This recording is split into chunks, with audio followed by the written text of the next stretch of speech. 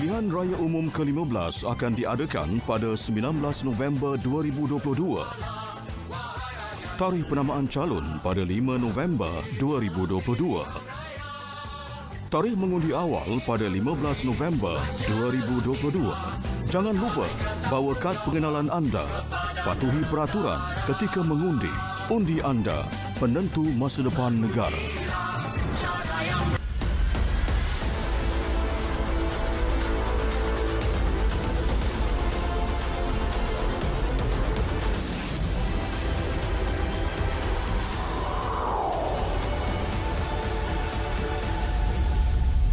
Assalamualaikum, selamat malam. Terima kasih bersama kami dalam naratif khas Pilihan Raya Umum ke-15. 13 hari kita berkempen, esok hari terakhir untuk calon parti dan juga jentera-jentera parti untuk mempertaruhkan nasib masing-masing dan juga untuk memenangi hati pengundi pada hari-hari yang terakhir Pilihan Raya Umum ke-15 untuk tempoh berkempen.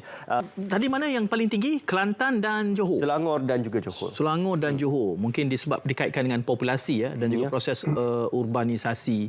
Hijrah. Cuma sebab tajuk kita malam ni adalah Kompas Moral Politik Tanah Air, politik Malaysia. Dan banyak minggu, banyak hari, lebih seminggu kita bincang soal pengundi yang apatis ini. Jadi yang apatis, yang tak mau turun, yang indifferent, yang ni bermoral atau tidak? Soalan cepu mas kepada Is. Sekali-sekala kita bagi dia jadi tamu kita pula. Okey Is, terima kasih. Tetamu yang dibawakan pada malam ini bercakap tentang panas atau tidak. Datuk tadi dah bagiin apa kita nak bincang malam ni. Kita ada polis moralnya di sini mungkin. Panelis yang pertama di sebelah kanan saya Dr. Syazah Farhana. Muhammad Syukri adalah pensyarah kanan Jabatan Sains Politik UiAM, dan di sebelah di hujung sana orang kata Datuk back by popular demand boleh. Datuk Seri Akbar Sata, Presiden Persatuan Pemeriksaan Fraud Bertauliah Malaysia. Assalamualaikum tuan berdua. Terima kasih kerana hadir ke sini. Saya rasa bila kita bercakap soal politik moral, politik bermoral ataupun kompas moral, saya rasa latar belakangnya dahulu PRU 14, apa yang membina ombak perubahan besar itu adalah kerana penentangan terhadap 1MDB, dan kes 1MDB sudah resolve. Sekurang-kurangnya sebahagiannya, ada lagi laluan yang lebih besar. Tetapi untuk kali ini pula dia naratifnya adalah kluster mahkamah, kestabilan, reform. Jadi di tengah-tengah itu kita bercakap tentang calon-calon yang berkempen tidak henti menunjukkan bahawa masing-masing menawarkan sesuatu yang lebih baik. Tetapi bila kita bercakap nak mengasuh penonton, mengasuh pengundi untuk membuat penilaian atas asas moral, apakah itu sesuatu yang mudah untuk dilakukan dari kacamata akademik, Doktor? Saya rasa amat sukar sebenarnya. Walaupun kita rasa benda itu agak straightforward, kan? Moral tu maksudnya kita buat benda yang betul, kita tinggalkan benda yang tak betul. Lebih kurang macam amar makruf nahi mungkar, kan? Tapi masalahnya sesetengah orang dia ada pandangan subjektif tentang morality. Jadi agak sukar untuk orang biasa untuk memberi pandangan sama ada perkara ini bermoral atau tidak. Tadi saya kata sekarang ni mungkin dah tak ada tentang 1MDB, tapi kita ada kluster mahkamah. Jadi itu juga adalah aspek moral. Tapi malahnya kita lihat ada pihak yang masih tidak lihat perkara itu sebagai perkara yang dibincangkan dari aspek morality. Jadi agak sukarlah. Datuk rasa mudah ke untuk kita gariskan? Sebab ada agamawan yang kata mudah, kita pilih siapa yang bawa manfaat yang lebih. Kemudian kalau tak ada siapa yang jelas siapa bawa manfaat lebih, lihat kepada siapa yang bawa mudarat yang kurang. Bagi saya it's easier said than done. Kerana manfaat itu pula perlu didefinisikan. Dia kalau kita ikut even doktrin agama, tak boleh menukar seorang sama ada dia ada integriti atau tidak. So sama ada kita ada integriti atau tidak, dia dah ada dalam jiwa kita.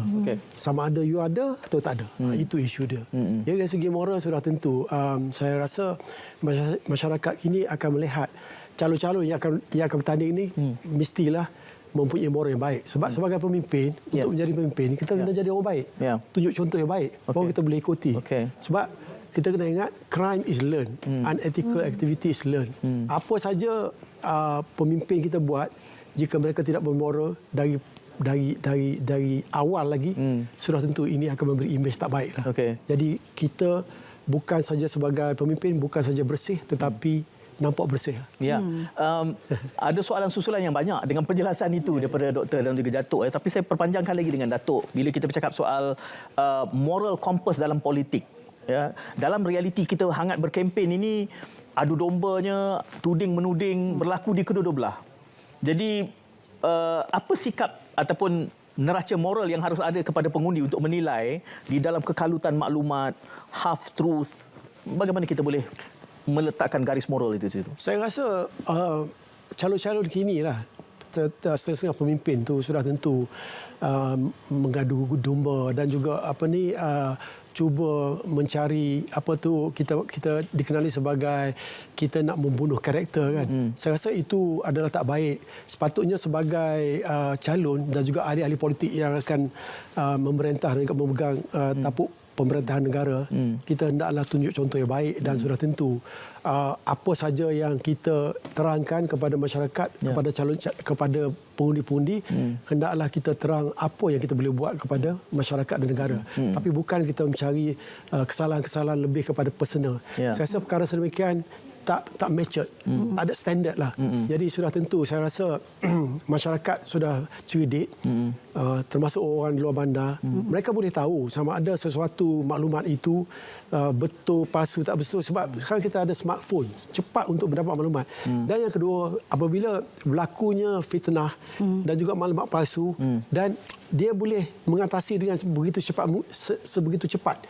Jadi ini merupakan satu perkara yang patut kita berhati-hati dan pastikan bahawa kempen tu sepatutlah kita kempen apa kita akan buat, polisi kita, apa kita boleh buat dari segi kestabilan politik, dari segi masalah ekonomi ini yang begitu teruk, dan juga dari segi sosial, sebab ada dinyatakan bahawa oleh kerana kesempitan wang dan juga masalah sosial, mental sebagainya, sehingga ada masyarakat kita yang sampai ke tahap yang maksimal. Jadi itu di antara murung, Datuk, murung dan sebagainya. Namun walaupun kita ingin sesuatu yang ideal dan tinggi, realitinya kita lihat hari ini, tuding menuding, Datuk kata tak ada character assassination, tapi itulah yang menghunjam, memenuhi handphone kita setiap masa. Semua yang tular ini, Datuk, yang baik-baik dia tak tular, yang sensasi ini akan ditularkan. Soalan saya kepada Dr. Shazza, adakah kita boleh menganggap bahawa secara moralnya politik di Malaysia ni okey ataupun ada masalah di sana sini? Okey. Boleh tak saya nak tambah sikit apa Datuk cakap?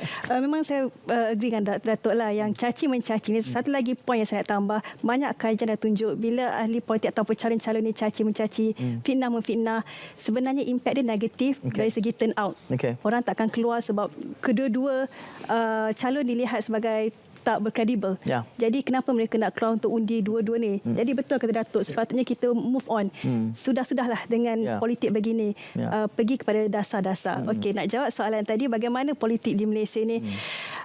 Okey, saya rasa dia bercampur. Sebabnya bila kita cakap soal morality ni, moral ni adalah kepada seseorang. Kan, individu. Jadi bila kita nak tengok politik di Malaysia ni bermoral ke tak, kita kena lihat pada pemimpin-pemimpin kita. Sama daripada dulu ataupun yang kita ada sekarang ni.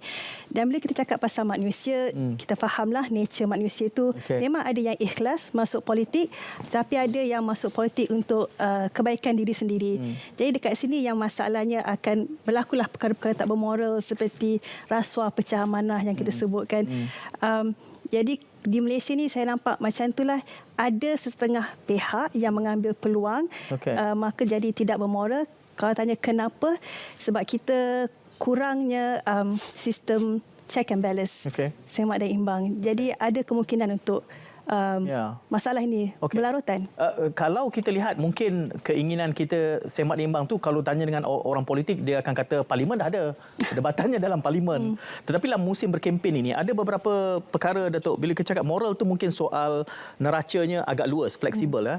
Tetapi bila tuan-tuan berdua menyebut fitnah, kita sudah ada undang-undangnya. Tetapi itulah yang bertaburan hari ini. Tuduhan yang melulu, kemudian banyak kan yang edit, dulu kata lain, sekarang kata lain. Itu jelas-jelas menggambarkan bahawa seorang politikus itu boleh saja bermuka-muka. Mereka selalu saja mengatakan there is no permanent friends, there are no permanent enemies. Itu jelas nilai moral yang rendah. Tetapi orang itu jugalah yang sentiasa dipilih. Jadi apakah itu gambaran pengundi tidak punya neraca nilai moral yang betul di dalam membuat pilihan, Datuk? Saya rasa kita menghadapi krisis integriti. Pemimpin, kakitan kerajaan dan juga masyarakat. Itulah. Selagi kita tak mengatasi masalah integriti ini, sudah tentu saya kira agak sukar untuk kita menyelesaikan masalah-masalah lain. Masalah politik, masalah sosial dan sebagainya. Okey. Isunya ada integriti. Kadang-kala undang-undang yang sedia ada itu tak dapat dilaksanakan sebab kebanyakan daripada orang politik ini tak suka undang-undang yang kontrol mereka. Saya nak sebut you know better, Datuk. Ya. Ya, sebab bagi mereka undang-undang ini akan menyulitkan mereka. Itu sebabnya kalau kita tengok akta lompat parti, akta dana politik, ini akan, bagi saya ia merupakan satu perkara yang akan dicari jalan lah, loophole. Ya. Sebab kita isu integriti, taraf integriti. Dan sudah tentu dana politik sebagainya sudah banyak kali. Sejak tahun 2015 lagi, lepas juga, masa Barisan Nasional lagi. Betul. Masa tu telah pun ditubuhkan satu jawatan kuasa khas, National Consultative. Itu saya salah seorang daripada ahlinya. Dah ada draft dan sebagainya, katanya telah bawa kabinet, pun ada lagi yang bijak-bijak dari segi undang-undang itu menyatakan bahawa undang-undang ini akan menjerat dekat kita. Jadi ini adalah sifat-sifat ahli, sebahagian daripada ahli politik kita yang tak mahu, tak suka kepada undang-undang, dan juga kalau mereka rasuah itu jarang daripada mereka nak tentang rasuah. Sebab kadang-kadang rasuah bagi mereka ni adalah memberi keuntungan. Saya ada satu yang saya nak kongsikan bersama dengan anda dan juga penonton pada ketika ini. Ini satu laman sesawang yang banyak dikongsikan oleh anak-anak muda kita di media sosial dan juga di Twitter. Kita kongsikan sedikit My MP. Ini tidak mewakili apa-apa jua pandangan kami dalam siaran ini ataupun institusi ini. Cuma kita ambil sedikit paparan di laman sesawang ini yang memberikan gambaran dan juga markah kepada setiap ahli-ahli yang bertanding, ahli parlimen dan juga calon-calon PRU ke-15 nanti. Untuk Datuk Seri Ismail Sabri Yaakob, kadar kemenangan yang dicatatkan daripada survey dan juga penilaian kepada laman sesawang ini 7.7 mata daripada 10 mata. Margin kemenangan pilihan raya terakhir 43%. Kita nak kongsikan juga sedikit perkongsian Datuk Seri Anwar Ibrahim. Etika kerjanya 6.6 mata daripada 10 mata. Ini melibatkan kehadiran di Parlimen, 54 soalan dikemukakan, 4 gerakan dibentangkan dan juga jawatan kuasa Parlimen. Kadar kemenangan adalah 8.8 mata daripada 10 mata. Seorang lagi saya nak kongsikan bersama dengan anda, Tan Sri Muhyiddin Yassin. Etika kerja, kesetiaan 6.2%. Ini dinilai daripada bagaimana perubahan politik yang berlaku dalam karier politik beliau. Kadar kemenangan 8.2 mata daripada 10 mata. Dan seorang lagi juga saya nak kongsikan bersama dengan anda, saudara Khairi Jamaluddin. Kesetiaan 8.7 mata daripada 10 mata. Etika kerja 2.6 mata dan juga kadar kemenangan 8 mata daripada 10 mata. Ini merupakan laman bebas yang banyak dilayari oleh anak-anak muda dan juga mungkin pengundi-pengundi baru boleh menggunakan data-data ini untuk menilai. Capaiannya di mana, Is? Capaiannya umum semula? Di mana nak tengok ni? Capaian yang keseluruhan ya? Bukan. URL-nya apa ni? Okey, URL-nya mymp.org. mymp.org. InsyaAllah kita nak berehat seketika dan kita akan kembali selepas ini.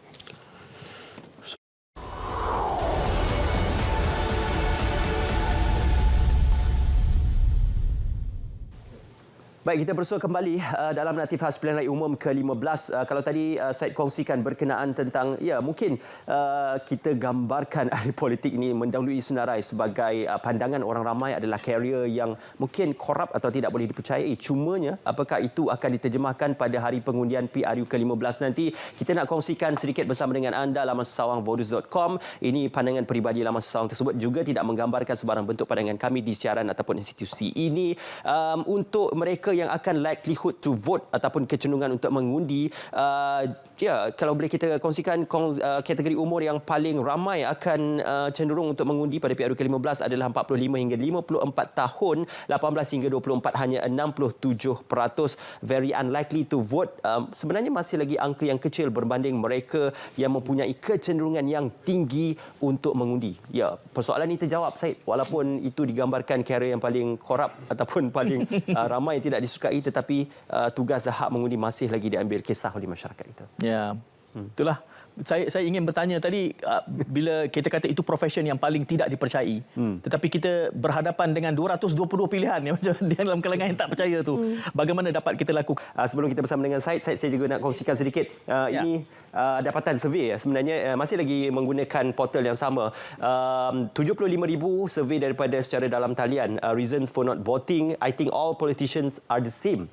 I am not well versed in politics, 26%. I am concerned about infectious diseases, spread. Jadi ini mungkin alasan kita gunakan kalau ada penolakan undi ataupun tidak mahu mengundi berlaku, Syed. Ya. Is bukan mengundi di Rembau kah? Ya. Tanya bendera itu insinuate kempen memihak pada siapa tidak? Tak tahu. Saya nak tahu sebab saya nak buat keputusan masih belum ada. Oh, okey. Saya baru nak tanya Is nak mengundi siapa, tapi saya tahu dia jawab, dia kata undi adalah rahsia.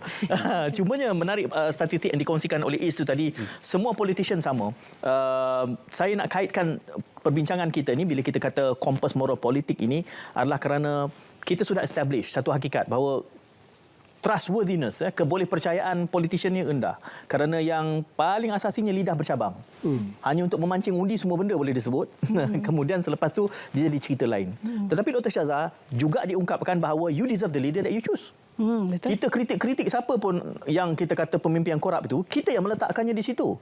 Jadi kompas moral ini pada hari ini menjelang 19 sebenarnya berada di tangan pengundi. Boleh kita ulas sedemikian rupa nak menentukan baik buruk, sebab nanti kalau kita memilih balik yang sama, itu jugalah bahana yang kita akan terima dalam PRU ini. Memang betul. Saya rasa pemimpin itu adalah cerminan pemilihnya. Ya, pemilihnya. Itu kita rakyat. Jadi macam Datuk katakan tadi, sebenarnya untuk memilih pemimpin yang berintegriti ini, dia perlu bottom up effort daripada bawah, daripada rakyat sendiri. Tapi benda ni bukan benda yang kita boleh ubah dalam setahun, dua ataupun dalam satu election period kan. Benda ni ambil masa yang panjang. Jadi masalah yang saya lihat sekarang ni dekat Malaysia adalah yang utamalah bagi saya sistem pendidikan kita. Jadi selagi kita tak betulkan tu, selagi tu kita tak boleh tukar minda rakyat kita tentang apakah itu integriti. Apa yang mereka lihat, mereka mahukan pemimpin yang quote-unquote kuat, yang boleh memimpin mereka. Kuat tu maksudnya stabil, yang macam ATM yang disebutkan tadi, boleh bagi wang pada ketika mereka perlukan. Itu yang mereka lihat. Integriti tu belakang cerita. Jadi itu masalah di Malaysia sekarang ni, di mana macam mana kita nak betulkan rakyat kita supaya mereka memilih yang betul. Datuk, ini makanan Datuk lah, bab integriti ni saya rasa Datuk tidur pun mimpi dia integriti lah Datuk. Dr. Shazza sebutkan, dia kata bahawa harus bermula daripada pendidikan. Tapi kita tahu research kajian 2012 kalau tak salah saya, USM, dia kata pelajar universiti pun duit kopi ni, under table ni, tumbuk rusuk ni sikit-sikit tak apa. 10% ni tak apa. Betul. Benda tu sudah membudaya, Datuk. Dan saya sendiri mendengar dalam pusingan pilihan raya kali ini, di dalam berkempen, yang ditanya oleh pengundi, alah kalau dia tu apa yang dia boleh bagi? Dia ni bolehlah macam-macam sebab dia kaya. Ini kompasnya, Datuk, kepada ramai pengundi kita hari ini. Kerana ia telah terasuh sekian lama. Betul. Wakil rakyat mesti kaya. Dan inilah yang menjadi petunjuk dalam mereka membuat keputusan. Dan ini penyakit yang perlu kita tangani. Sebelum tu saya nak tanya satu soalan. Oh, kena tanya dengan saya pula. Saya bagi pada Is lah nanti kalau saya tak boleh jawab. Is. Jaga-jaga Is. Apakah integriti di Malaysia ni telah mati? Wow. Maknanya tak ada orang nak pulih. Tak boleh. Okey. Nak jawab tu. Ada satu statistik. Nasib baik Datuk jawab. Saya risau Datuk tanya. Ada statistik satu lagi yang lebih yang agak okey lah. 2003. Satu kajian yang dibuat oleh UKM dengan BPR masa tu. Dia tanya budak-budak universiti.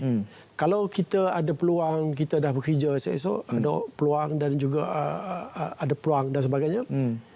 Apakah kita nak terlibat dalam rasuah? 30.5% kata okey. Cakap okey. Tahun ni 2022. Kita ambil statistik SPRM lah. Tangkapan daripada 2015 hingga 2021. 6,000 orang. Di antara budak-budak yang janji dulu tu, dia dah ada dalam sistem. Betul? Dia ada pegawai RTM, pegawai PTD, lawyer, ahli politik sebagainya. Tangkapan SPRM dapati bahawa budak-budak umur 29 hingga 39 hingga 39 tahun paling ramai adalah 54%. Maknanya kita dah anggap bahawa generasi kita ni dah habis. Sebab dari segi integriti, korupsi dan sebagainya adalah begitu teruk sekali. Tapi rupanya budak-budak muda ni yang berumur mungkin 20 lebih dan 30 ni yang nak memegang tampuk pemerintahan negara ni, nak jaga anak cucu kita ni, masih lagi orang macam ni.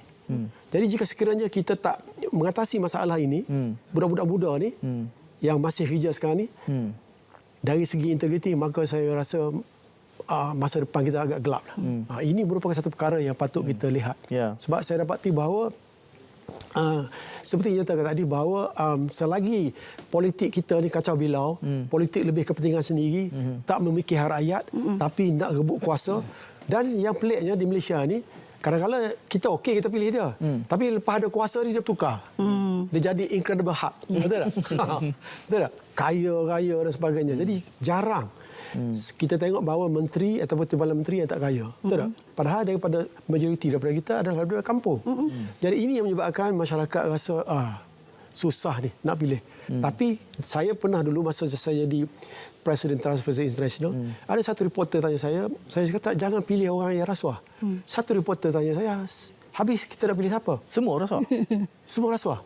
Saya cakap kita pilih yang kurang rasuah. Tapi walaupun itu, Yalah, kurang mudarat kan tu. Kurang mudarat. Jadi sekarang pun masih ada parti-parti tu. Yang rasuah ada, yang kurang rasuah ada, yang mungkin tak rasuah benar. Tapi pokoknya apabila kita ada kuasa, kita akan bertukar. Inilah masalah besar sebab jiwa kita, kita ini adalah kekurangan dari segi negarawan. Kita lebih kepada ahli politik. Ahli politik ni dia punya fikiran adalah nak tunggu bila pilihan raya. Tapi negarawan ni dia fikir generasi akan datang. Jadi kita masuk ke setakat ni saya tak nampak lagi pemimpin-pemimpin yang boleh membawa negara ke arah tu. Setakat ni lah. Itu belum ada kuasa lagi. Sebab kebanyakan daripada kita ni seperti yang tadi kita menghadapi krisis integriti. Daripada atas, daripada office boy sampai ke Perdana Menteri. Thailand lah, bukan sini. Boleh saya tambah sikit?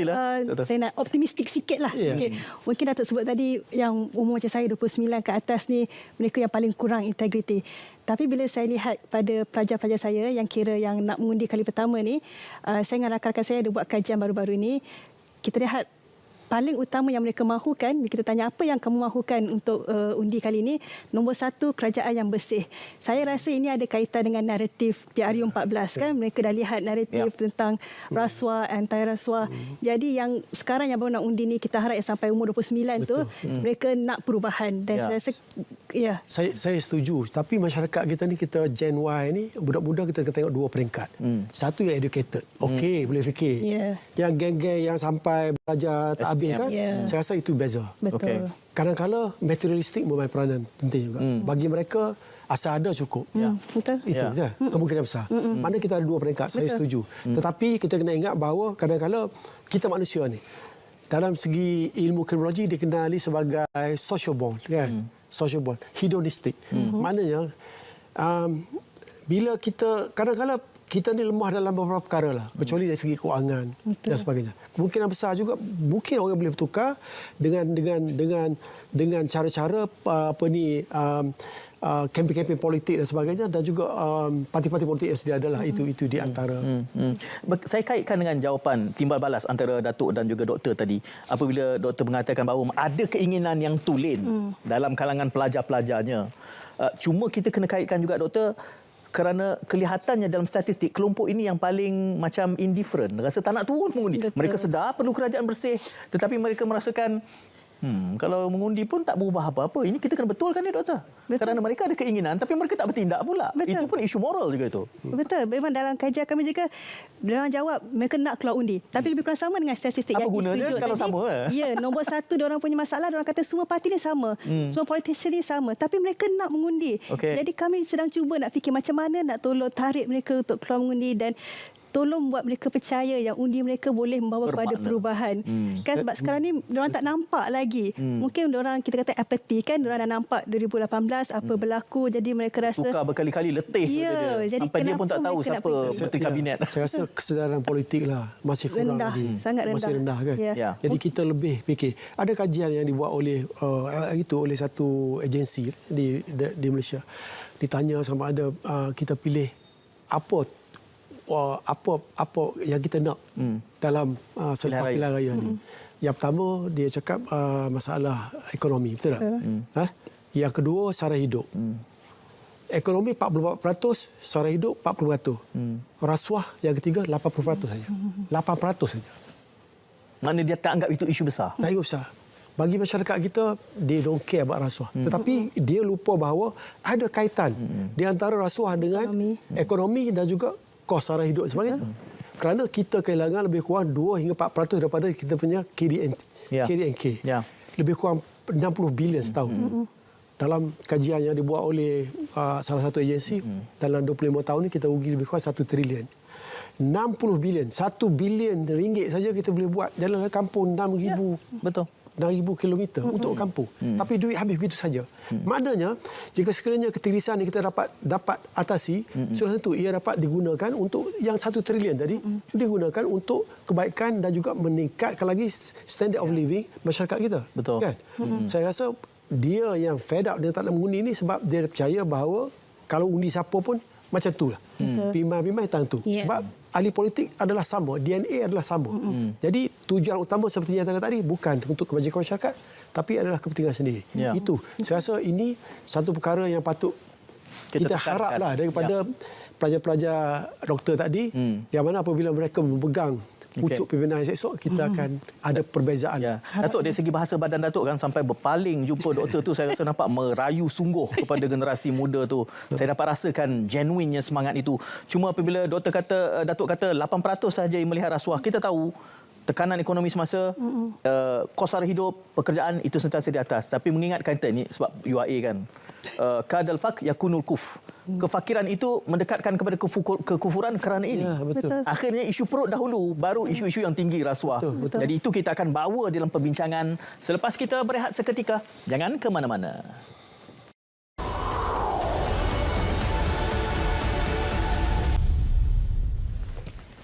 Okey, kita bersua kembali dalam naratif khas Pilihan Raya Umum ke-15. Bercakap berkenaan tentang bagaimana untuk memilih, dan juga tadi kalau Datuk Akbar ada bercerita tentang bagaimana penerimaan dan juga persepsi kita berkenaan rasuah dalam kalangan pemain-pemain politik. Kita juga nak kongsikan indeks persepsi rasuah tangga-tangga yang diduduki oleh negara kita dalam sebarang perubahan dan juga selepas pertukaran kepimpinan. 2015 sewaktu Barisan Nasional Memerintah 54, 2016 55, 2017 62, 2018 sewaktu Pakatan Harapan tangga ke-61, 2019 sewaktu Pakatan Harapan tangga ke-51, 2020 sewaktu Perikatan Nasional jatuh ke tangga 57 dan 2021 sewaktu Perikatan Nasional juga ke tangga 62. Jadi Datuk, mungkin perubahan kerajaan ini ada memainkan indikator ataupun elemen penting dalam persepsi rasuah. Ini Datuk mimpi nombor keluar dia baca. Saya nak buat analogi sikit ni kan. Sudah tentu kita tengok apabila sebelum 2018 kita punya persepsi rasuah adalah 61, betul tak? Ya. 61. Tapi apabila PH naik, kita telah perbaiki sehingga kita pendudukkan CPI kepada 51 per 180 negara. Tetapi lepas apabila jatuh PH tu naik balik kepada 62. Okey. Tapi kita kena ingat bahawa kenapa, ini pandangan saya lah. Ya. Kenapa daripada Barisan Nasional tu daripada 62 boleh naik ke 51. Sebab rakyat percaya bahawa PH boleh menghapuskan rasuah. Okey. Membasmikan rasuah. Rakyat percaya. Tetapi kita kena ingat bahawa dalam manifesto banyak juga yang Tak tertunai. Tunai. Kemungkinan besar jika sekiranya bukan 22 bulan, tetapi PH boleh memerintah hingga 4 tahun, saya rasa CPI pun sama ada stagnan ataupun jatuh juga. Okey. Sebab perkara-perkara ini ada susah. Kecuali prestasi dia bagus. Ya. Itu susah untuk ditentukan. Itu sebabnya saya katakan bahawa walaupun prestasi dia bagus hingga 51, tetapi rakyat undi sebab percaya bahawa isu dulu isu rasuah. Ya. Isu 1MDB. Ya. Kita nak PH ini sebab saya tahu bahawa PH ini akan mengurangkan rasuah. Ya. Tapi dari segi CPI dia boleh kurang. Dari segi lain kita tahu sebab dia hanya memerintah 22 bulan. Datuk, tapi hakikatnya juga kita harus faham bahawa indeks ini adalah berkait tentang persepsi. Dan bacaan persepsi ini kalau tak salah saya mengambil kira 2 tahun sebelum ianya dilaporkan. Betul. Dia pakai secondary sources. Okey. Tapi kita ada STI dunia ada 13 secondary sources. Kita pakai di Malaysia ada 9 report. Okey. Kita bukan pakai primary sources, kita pakai secondary sources. Report. Jadi daripada report tu kadang-kadang dia pakai 2 tahun. Daripada katalah untuk tahun ni 2021 dia ambil 2019 2021. Itu main peranan juga. Ya. Dan dia ambil daripada 9 tu dia bagi setiap report tu dia bagi 100%. Ya. 100%. Ya. Jadi kita kena ingat, tapi dari segi rasuah ni, dari segi CPI ni, dia bukan tanya rasuah saja. Dia Banyak ada juga lagi, jenis-jenis dan lain. Tapi persoalan tadi sama ada persepsi kan dan realiti. Jangan terkejut. Kadang-kadang realiti itu lebih teruk pada persepsi. Ya. Kerana realiti itu tidak nampak di zahir. Ya, tengok dengan keadaan situasi orang bercakap tapi tak berani bercakap. Okey. Kemungkinan besar realiti adalah lebih teruk daripada persepsi. Ya. Kemudian Tapi sekurang-kurangnya saya kira harus juga kita ikat perbincangan kita ini di dalam kerangka menuju 19 November. Kerana kita bercakap soal kompas moral untuk memilih. Saya beralih kepada Dr. Shazza kerana saya nak meraihkan sikap positivismnya tadi. Sebab kita tak naklah defeatis juga Datuk. Habislah Malaysia, tak ada guna lah pergi mengundi ataupun fatalistik kan. Tak boleh selamat dalam Malaysia. Kita tak mahu itu. Kita betul kerjaya politician ini adalah yang paling kurang dipercayai. Tetapi di sana sebenarnya ada 1-2 intan. Ada saja yang bersih, yang bersemangat atau masih belum dicemari oleh nilai-nilai yang bobrok itu. Jadi nak mencari intan di kalangan kaca yang ada ni doktor. Ini kena metal detector.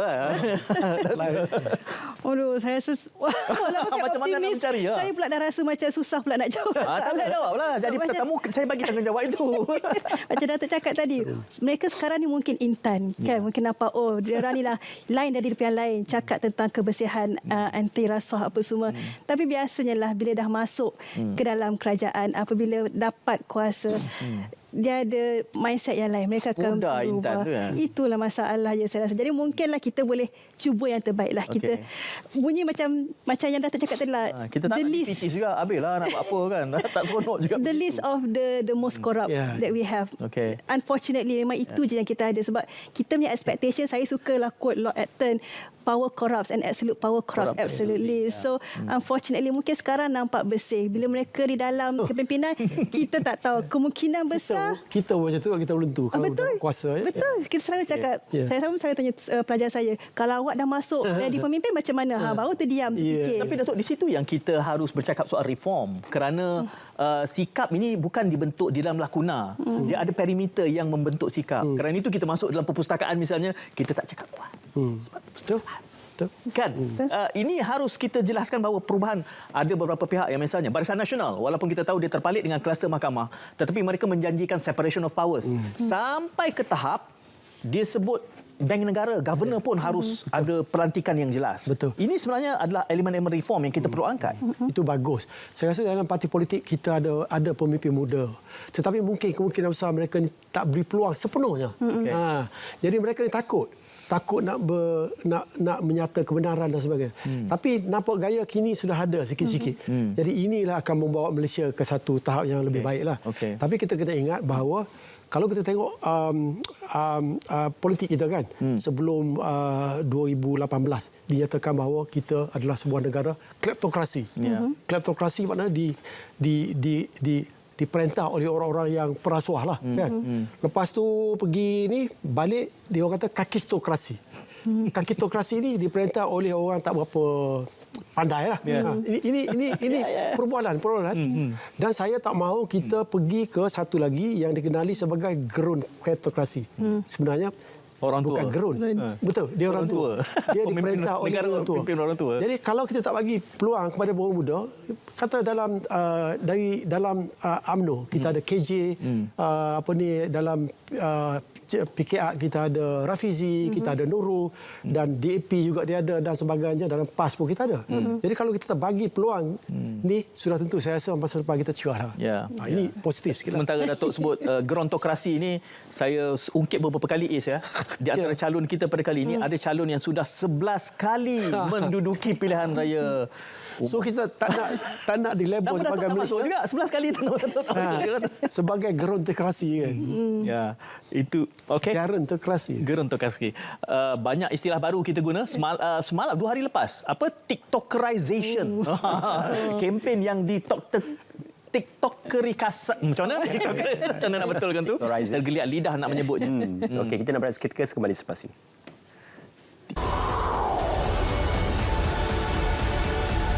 5 tahun sekali rakyat Malaysia akan keluar menunaikan tanggungjawab sebagai pengundi.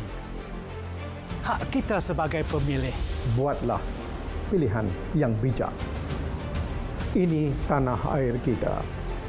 Ini tempat tumpahnya darah kelahiran kita.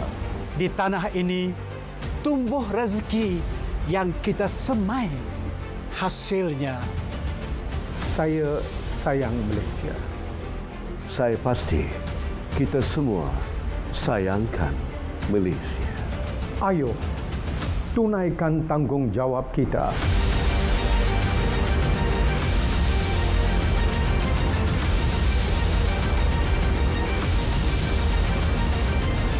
Ingat, undi kita penentu masa depan negara.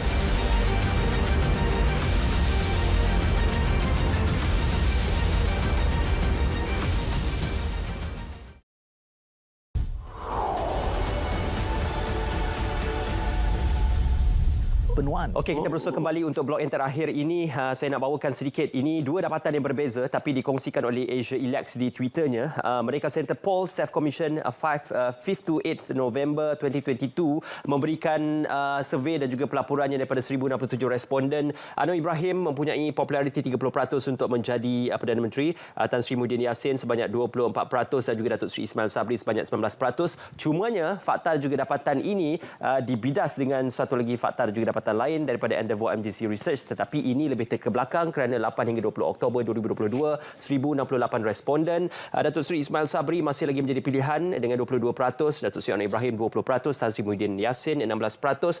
Ada juga calon lain iaitu Khairi Jamaluddin dan juga Datuk Seri Syamuddin Tun Hussein 6 dan 5%. Jadi antara calon-calon ini, apakah kita boleh memilih perihal kepribadian, perihal isu-isu integriti, Datuk dan juga Doktor? Ya, ada banyak faktor yang kena diambil kira, kerana saya bimbang hari kebetulan Datuk Doktor, untuk musim kali ini banyak betul pollster, banyak betul survey yang buat ini secara, saya terfikir ada di antara ini mungkin decoy, mungkin umpan je kan, dan kita lihat umpan tu sudah mengena sesetengahnya.